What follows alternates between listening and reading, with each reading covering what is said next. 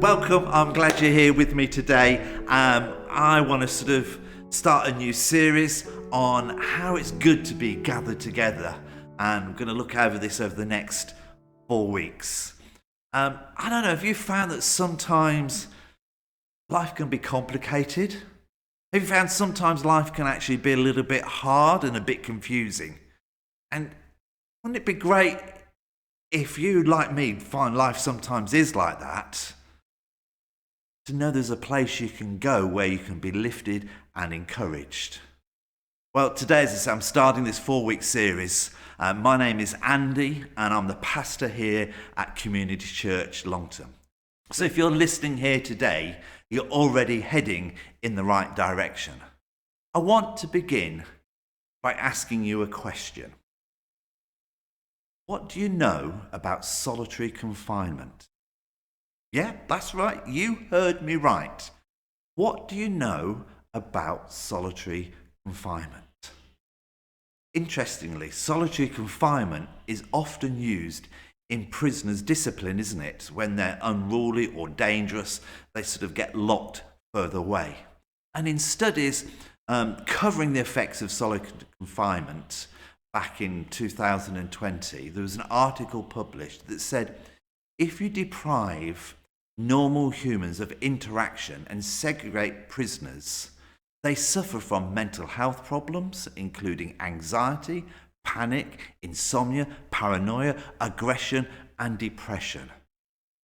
The article goes on to say the evidence of these effects comes with no surprise. And it borders on just common sense, but it's common sense with a lot of factual research that supports it.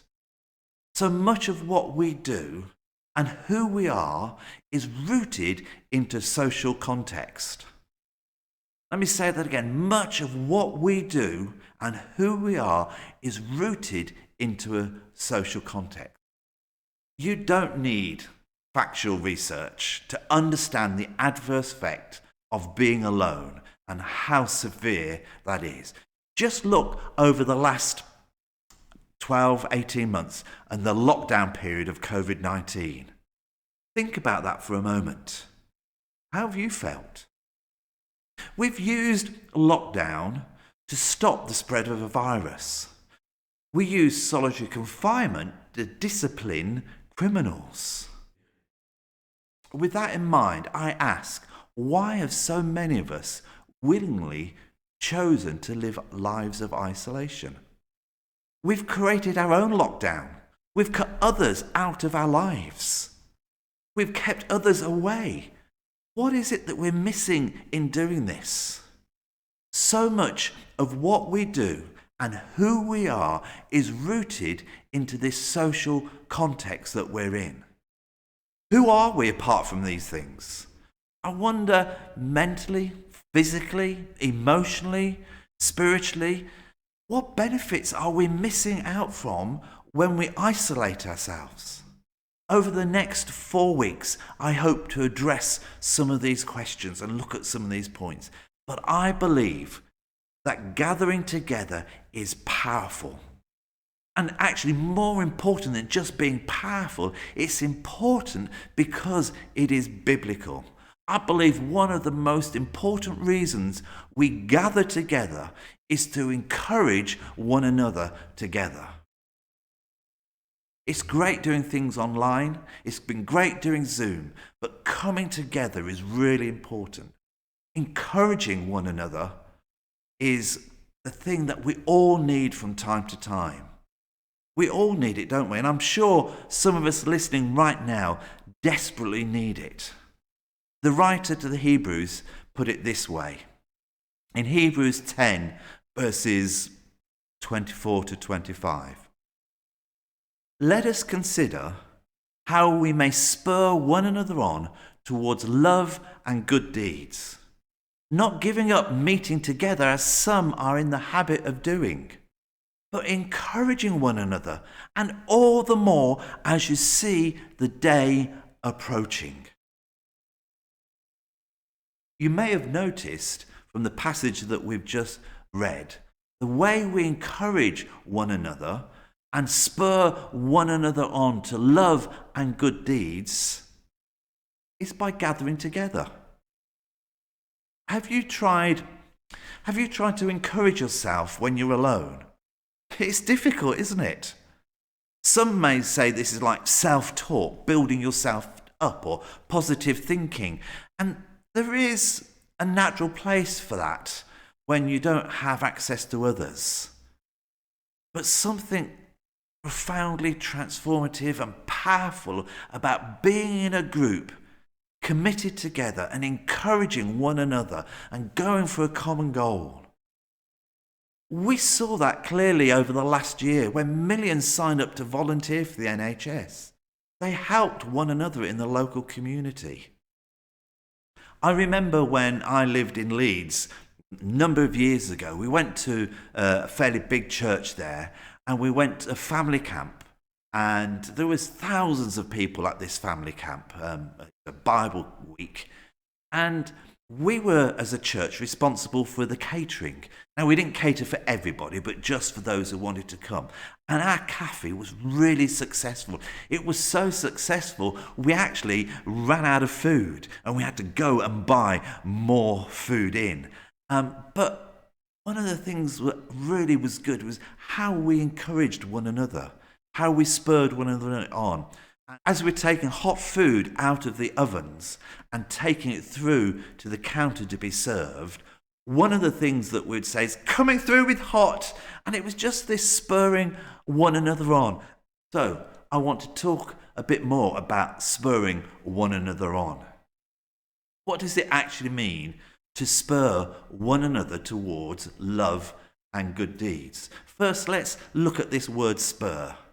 The only other time this Greek word is used in the New Testament is actually in Acts 15, verse 39. And it's where Paul and Barnabas had this massive argument. It says their disagreement was so sharp that they separated. Barnabas took John Mark with him and sailed off to Cyprus. The Concordance defines this term as an incitement to do good or a dispute in anger. The point here being that spurring someone on towards love and good deeds is not a passive action, but it's very intentional, it's passionate, and it's a purposeful action. I wonder, have you seen someone riding a horse?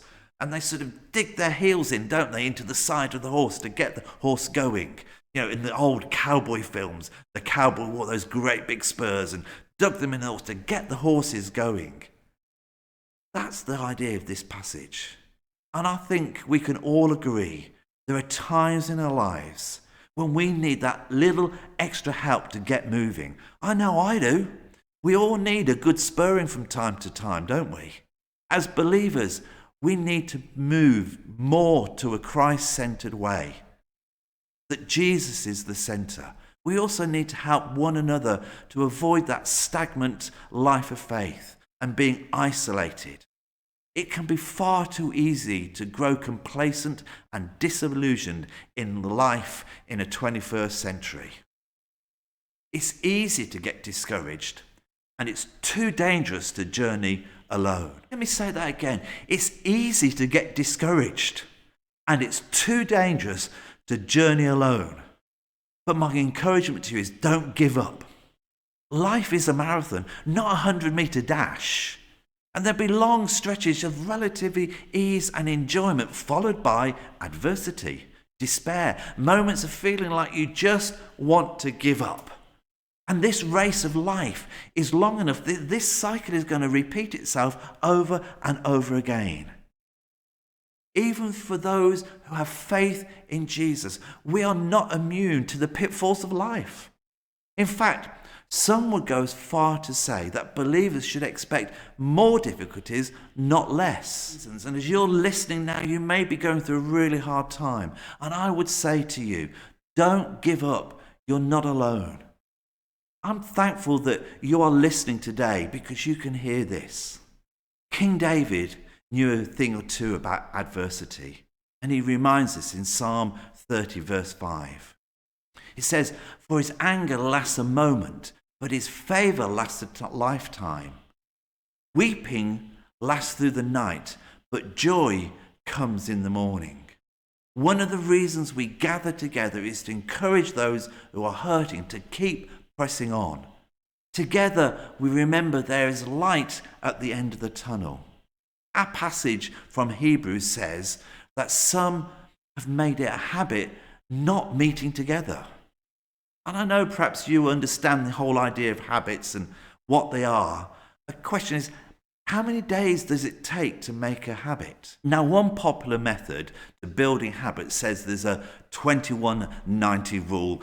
I don't know how true this is or not, or whether it's real, but they say you need to spend 21 days of going for a goal straight away, then 90 days to make it come solid and fit into place.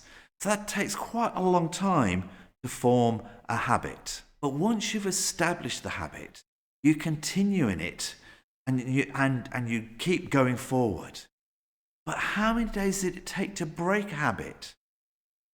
Some say it can take up to 250 days or even longer, but it depends what the association is with that habit.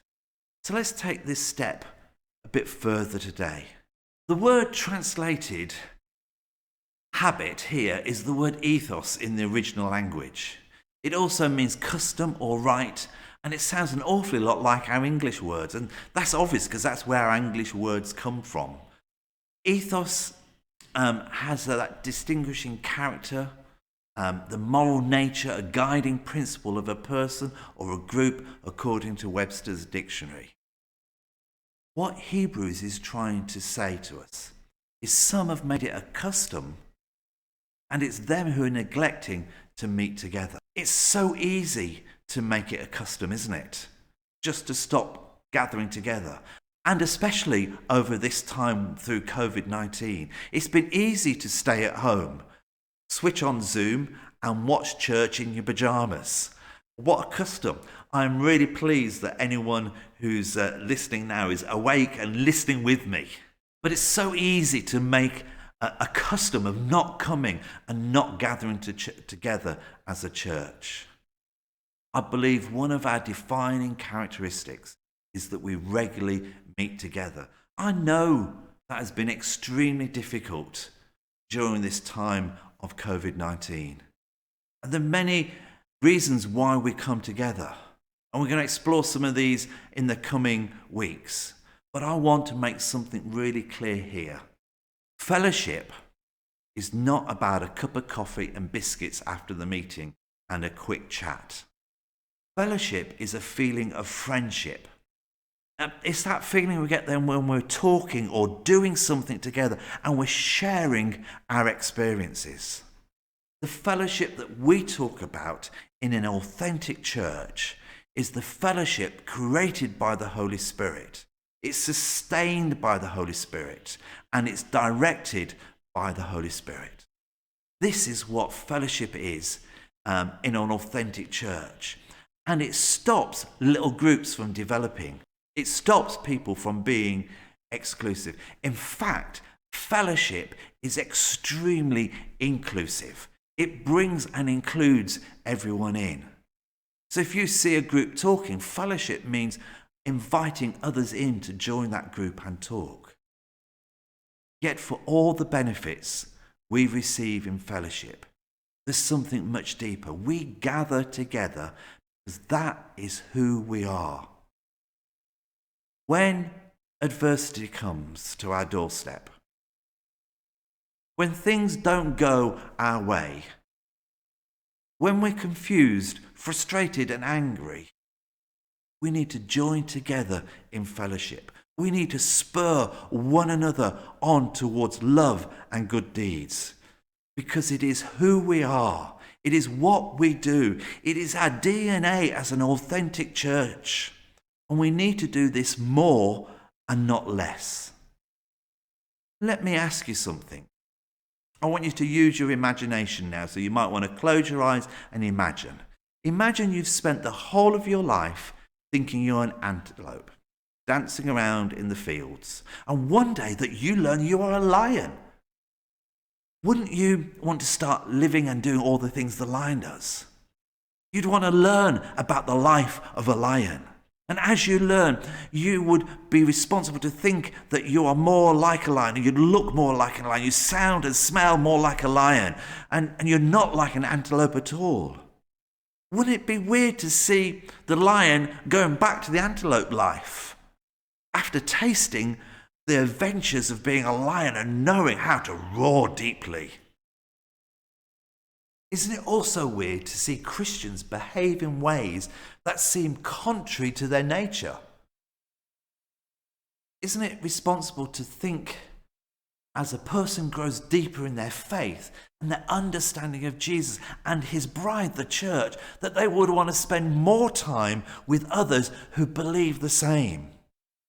And if that is part of our nature, if that's our ethos, to gather together, then it makes sense that this passage in Hebrews says that we should do it more and more as we see the day approaching.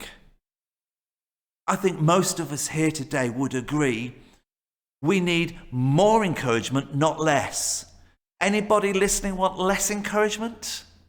We need more spurring on to good works and good deeds, not less. We need to know more about Jesus Christ, not less. We need to spend more time acting like lions, not less. We need to spend more time gathered together as the Christians, not less.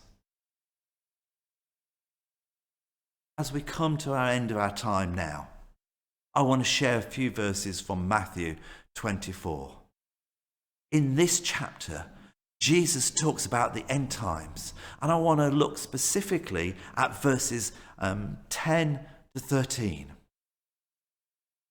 Many will turn away from me and betray and hate each other. And false prophets will appear and deceive many people. Sin will be rampant everywhere, and the love of many will grow cold. But the one who endures to the end will be saved. Every day that passes is the day closer to the return of Jesus and his bride, the church. And Jesus warned, with an increasing wickedness comes a decrease for love for one another. I don't know about you, but it feels like that to me. The decrease is all around us every day. So unbelievable crucial then that we commit meeting together, that we make it a priority. And it's not a stretch to say it's a matter of living or dying for many of us. You see, we simply cannot stand on our own. We were not made that way. We need encouragement. We need to be spurred on to love and good deeds. We will not survive in isolation. We need each other. So in response to what I've shared today, I want to ask a couple of things. I want to ask you to commit to fellowship. Yeah, I don't mean the coffee at the end of the meeting, but I want you to commit to fellowship. And I know that during the end of COVID-19 lockdown that we're in at the moment, that is still really hard. And I know people want to keep their social distance, and we've got to keep wearing the old masks and things like that. But there's so much we can do to commit to fellowship. I want you to be creative this week to find ways of committing to fellowship with the Church of Jesus Christ. With us here as a church. How will you do that? Maybe for you, it's instead of sending a message out, you're going to pick the phone up and actually speak to someone. Or maybe you'll actually write a card and put it in the post and do that. Or I tell you what, why don't you arrange a walk with somebody? Not somebody, you could do it with up to 6 people. 3 people from each household, I think. 2 households, 6 people.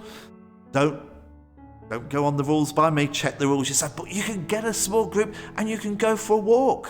Put a coat on in this lovely warm weather that we're having. Anyway, but there are so many creative ways of sharing fellowship. Will you this week, commit to fellowshipping together, to spurring one another on, to encouraging one another, to building one another, to gather together. So when we gather together as a church, that is the most important thing. But then look to do it in the week as well. And the second thing I want us to do is take time praying. To pray for one another, to encourage one another, to build one another up. And I'm sure that lots of you already do that. I'm sure you already pray for one another. But wouldn't it be great when you prayed for someone, just send them a message and tell them you have, because that is so encouraging. I love it when someone messages me and says, Andy, I was just thinking about you. I've just been praying for you. It encourages me. And I'm sure it would encourage others as well. So as you do that, as you pray for one another, take it a step further this week and then tell the others that you're praying for them.